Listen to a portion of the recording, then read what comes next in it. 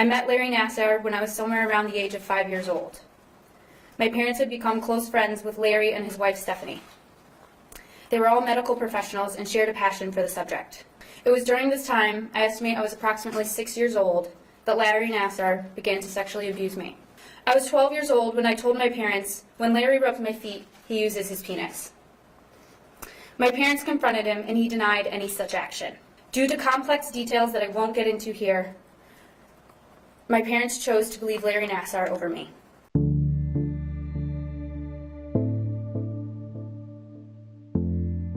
Larry Nassar's actions had already caused me significant anguish, but I hurt worse as I watched my father realize what he had put me through. My father and I did our best to patch up our tattered relationship before he committed suicide in 2016. Larry Nassar wedged himself between myself and my family and used his leverage as my parents' trusted friend to pry us apart until we fractured. Perhaps you have figured it out by now, but little girls don't stay little forever. They grow into strong women that return to destroy your world.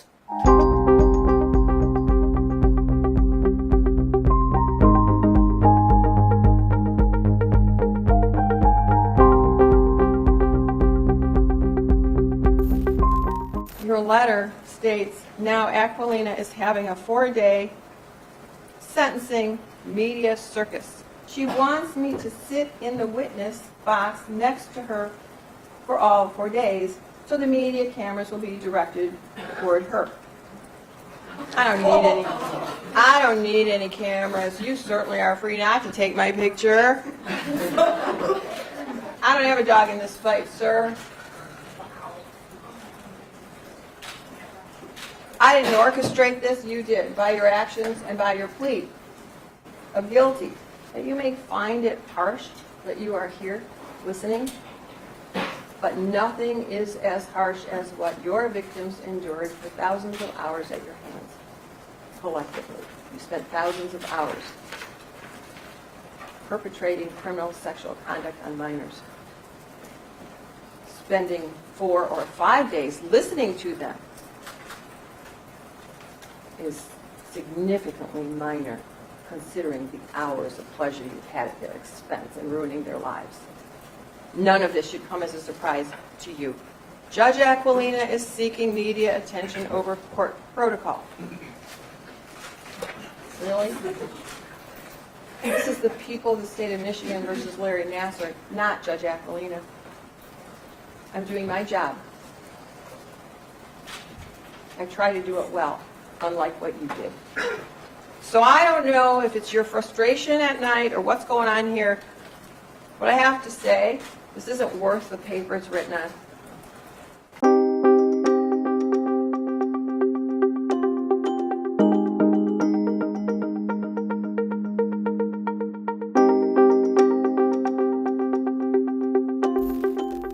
I'm the mother of Chelsea Markham. Okay. And you're reading her statement? No, she couldn't be with us today, but I'm going to be telling you from a victim's mother's point of view.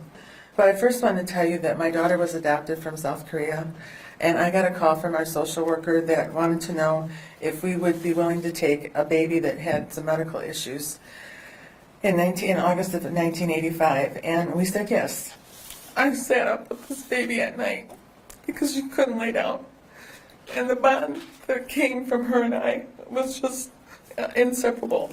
We did everything together as she continued to grow up. During her normal childhood, she, wanted to do all the activities that all her little friends did, and we had the Saturday morning classes and the gymboree and the whatever swim lessons, and so she really caught on to gymnastics. Well, that became 5 days a week, sometimes 6, and she went to team really quick because she was really good.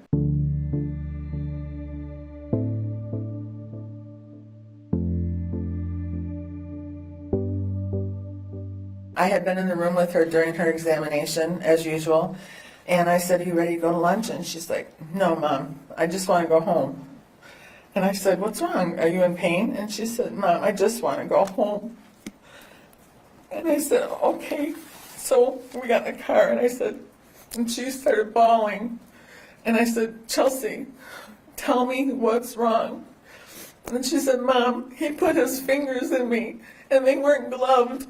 And I said, Chelsea, I was right there in the room. And she goes, you couldn't see what was going on, Mom. And she said, he hurt me.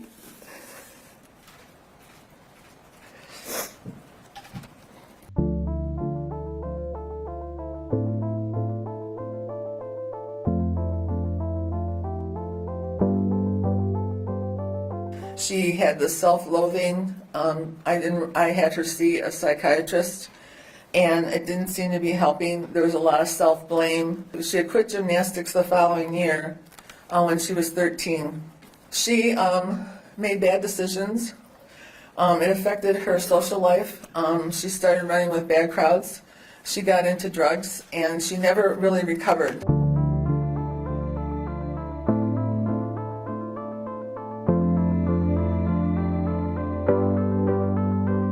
And so in 2009,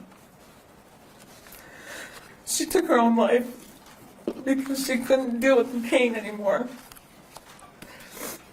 It all started with him and just became worse as the years went by until she couldn't deal with it anymore. And as you can see, she turned into a beautiful young lady who was really, really sick. And that's my story for her.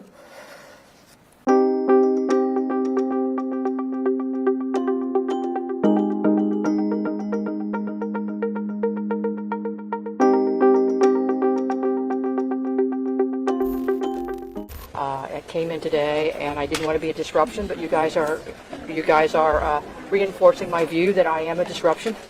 Our process is for the victims and the survivors, and not about us in Michigan State today.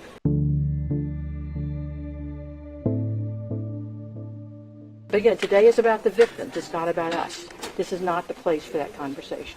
There'll be another time and place to do that. Folks, there are pieces about this story that are public, and there are pieces that will be told. This is not the day to do that. This is a day for listening to the victims. Again, this is not the day to have that conversation.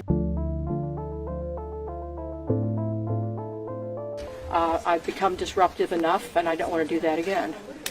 So are you saying you won't come back? What do you see? No, what I'm saying is I'll listen, but I'm not going to be this kind of disruptive, because the focus of attention should be on the people who are telling their story and not on me or Michigan State. Well, this has been a distraction for over 20 years now, so that means absolutely nothing to us, just so you know. I appreciate that. And Sure you do. And I hear you. I've heard your story, and we'll continue to hear your story.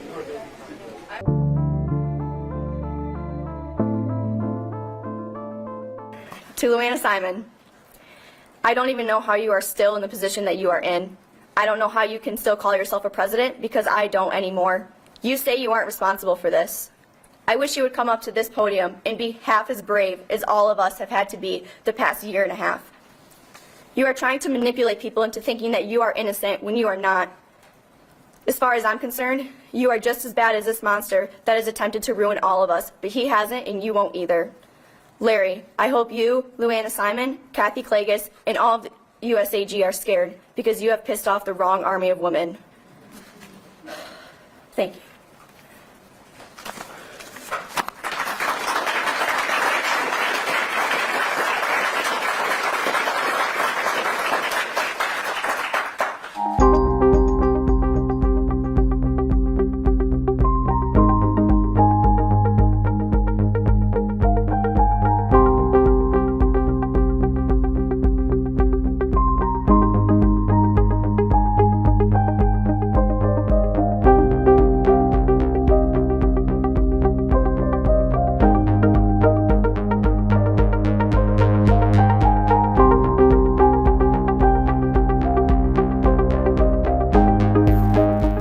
His so-called treatments included, but were not limited to, breast exams, stretching me while he would lay on top of me with his penis on my crotch, massaging me in very intimate places, and even placing his ungloved hand into my anus and vagina in order to get my hips to pop back in place and relieve my back pain.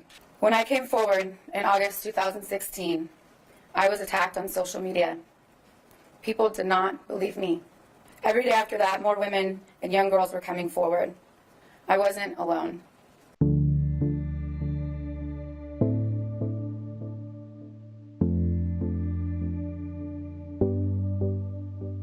Dr. Nassar was not a doctor. He, in fact, was and forever shall be a child molester, a monster of a human being. End of story. The scariest night of my life happened when I was 15 years old. I had flown all day and night with the team to get to Tokyo. He'd given me a sleeping pill for the flight, and the next thing I know, I was all alone with him in his hotel room, getting a, quote, treatment. I thought I was going to die that night. Our silence has given the wrong people power for too long, and it is time to take our power back. Thank you. Signed, Michaela Maroney.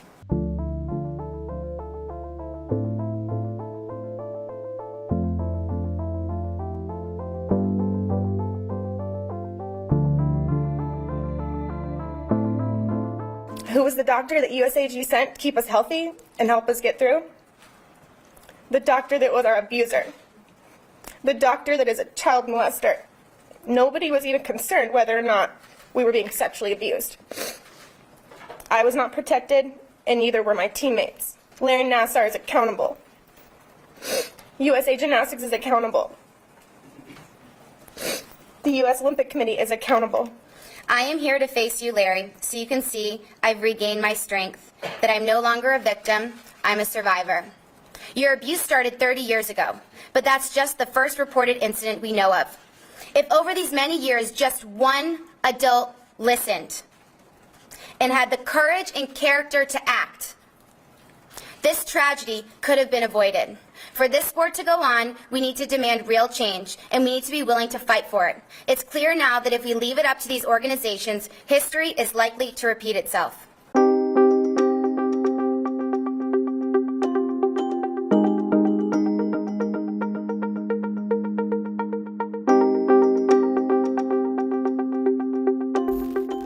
This sentence will send a message about how seriously abuse will be taken.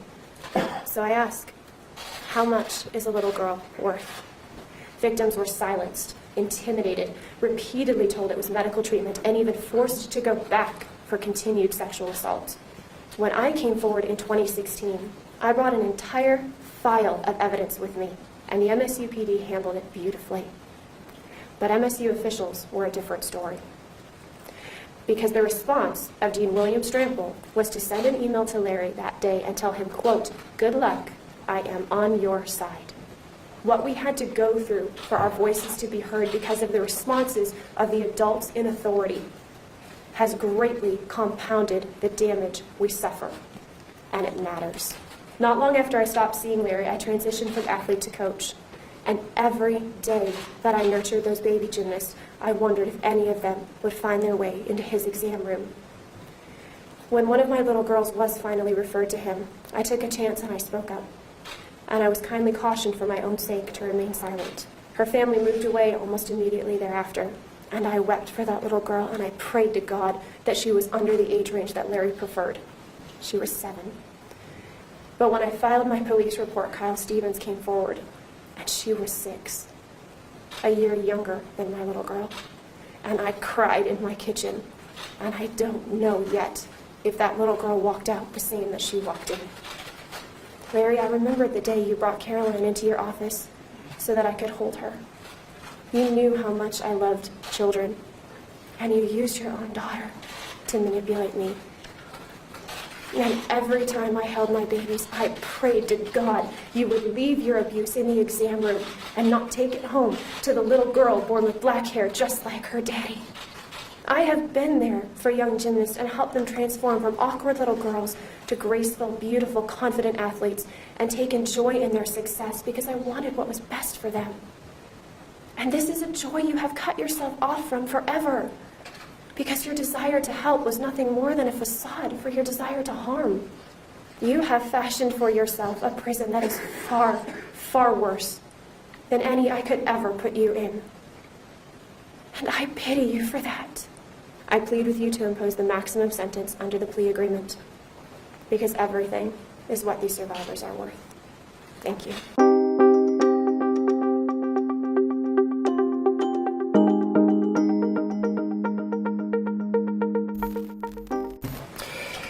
Your words these past several days, your words, have had a significant emotional effect on myself and has shaken me to my core. I also recognize that what I am feeling pales in comparison to the pain, trauma, and emotional destruction that all of you are feeling.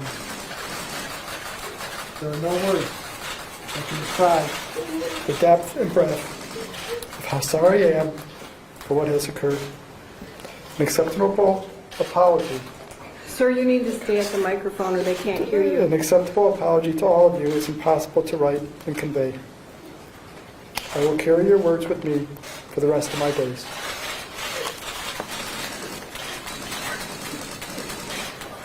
I do want to read some more of your letter. And the reason I want to do that is because I've considered it in sentencing as an extension of your apology and whether I believe it or not.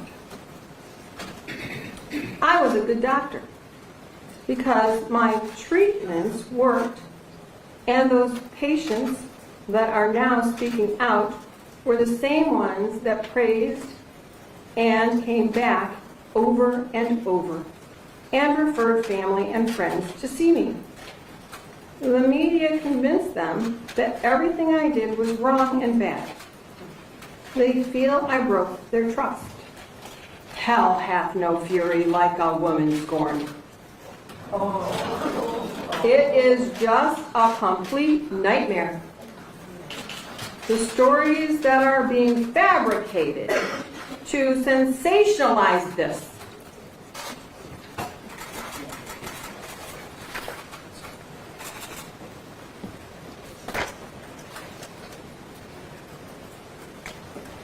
Would you like to withdraw your plea? No, Your Honor. Because you are guilty, aren't you? Are you guilty, sir? I accept my plea. Exactly. This letter, which comes 2 months after your plea, tells me that you have not yet owned what you did, that you still think that somehow you are right, that you are a doctor, that you're entitled, that you don't have to listen, and that you did treatment. I wouldn't send my dogs to you, sir. It was not treatment, what you did. It was not medical. There is no medical evidence that was ever brought. Sir, you knew you had a problem. That is clear to me. You knew you had a problem from a very young age, even before you were a doctor.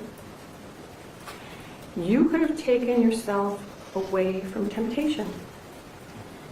But you decided to not address what's inside you that causes this control urge, that causes you to be a sexual predator.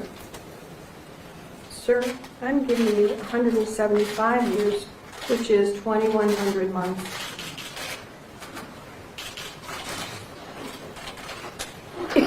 I just signed your death warrant. I find that you don't get it, that you're a danger. You remain a danger. I'm a judge who believes in life and rehabilitation when rehabilitation is possible. I have many defendants come back here and show me the great things they've done in their lives after probation, after parole. I don't find that's possible with you.